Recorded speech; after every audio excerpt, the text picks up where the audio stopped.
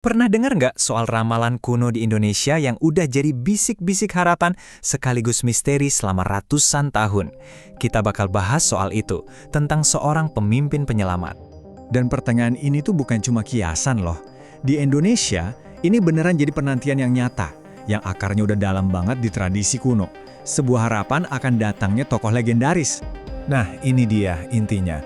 Satria Piningit. Bukan cuma pemimpin biasa ya, tapi seorang penyelamat yang emang udah ditakdirkan. Konsep ini tuh kuat banget, udah mendarah daging di budaya kita. Dan kita bakal kupas tuntas kenapa bisa begitu. Oke, jadi dari mana sih asal-muasal cerita ini? Semuanya itu berawal dari sebuah kondisi yang, ya bisa dibilang sangat spesifik. Sebuah era yang dikenal sebagai zaman edan atau zaman kegilaan. Coba deh bayangin, sebuah masa di mana nilai-nilai rasanya jungkir balik, korupsi di mana-mana, dan rakyat ngerasa tertindas banget. Nah, menurut ramalan ini, justru dari titik paling rendah inilah sang pahlawan bakal muncul buat benerin semuanya. Dan janji yang dibawa sama Satria Piningit ini, wah, bukan janji kaleng-kaleng. Ramalan ini ngejanjiin kembalinya masa keemasan, sebuah era kejayaan yang ngingetin kita sama kerajaan besar kayak Majapahit. Ini tuh benar-benar harapan tertinggi buat sebuah bangsa kan? Nah, disinilah ceritanya jadi makin seru. Ramalan ini nih kan sering banget dikaitin sama seorang raja agung dari masa lalu. Tapi, bener nggak sih?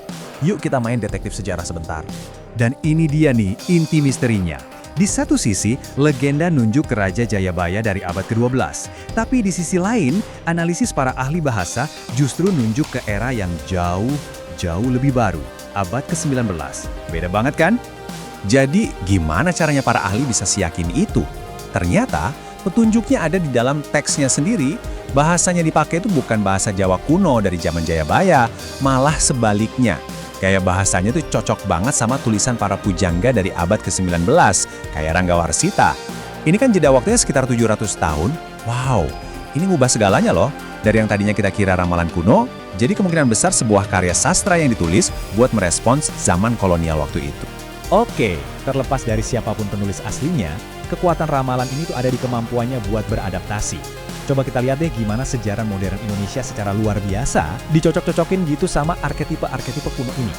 Nah, disinilah kita bisa lihat gimana mitos ini benar-benar hidup di masyarakat. Soekarno yang kan sering keluar masuk penjara jadi kesatria terpenjara. Terus Soeharto yang berkuasa 32 tahun terus jatuh jadi kesatria berkuasa yang tersandung. Seolah-olah setiap pemimpin tuh nemuin perannya sendiri dalam narasi besar ini. Ya, lewat sebuah proses yang sering kita sebut cocok logi. Kalau para pemimpin yang dulu udah ngisi peran-peran awal, terus siapa dong yang tersisa? Eits, ramalan ini belum selesai. Masih ada sosok-sosok puncak yang paling ditunggu-tunggu. Jadi, ada 3 sosok kunci yang tersisa. Pertama, Satria Piningit yang sesungguhnya yang katanya bakal nyatuin bangsa. Kedua, ada negarawan tanpa pamrih yang ngebuka jalan. Dan puncaknya, ini dia, Satria Pinandita, seorang pemimpin spiritual yang bakal mewujudkan era keadilan dan kemakmuran total. Sosok inilah yang kita kenal sebagai Sang Ratu Adil. Nah, ini ngebawa kita ke pertanyaan paling penting. Kenapa sih mitos ini bisa kuat banget dan bertahan sampai sekarang, bahkan di era modern kayak gini? Jawabannya ternyata lebih dalam dari sekedar ramalan masa depan. Para ahli nyebut fenomena ini pelarian klasik positif. Maksudnya apa tuh? Artinya, ini sebenarnya bukan soal ngeramal masa depan, tapi lebih ke sebuah mekanisme psikologis buat ngadepin masa kini. Semacam pelarian, tapi pelarian yang justru ngasih kekuatan. Siklusnya tuh kayak gini, dan berulang terus. Waktu rakyat ngerasa tertindas dan dikecewain sama para elit politik, kerinduan akan sosok pemimpin ideal, Sang Ratu Adil, itu pasti langsung menguat lagi.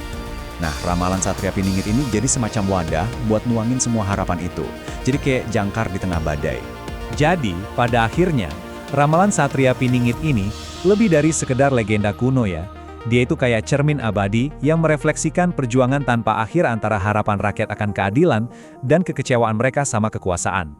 Dan kita tutup bahasan kali ini dengan pertanyaan ini. Buat Anda renungkan, apakah kita sebenarnya lagi nungguin satu orang? Atau jangan-jangan semangat Satria Piningit, semangat buat berjuang demi keadilan dan masa depan yang lebih baik, sebenarnya ada di dalam diri kita semua.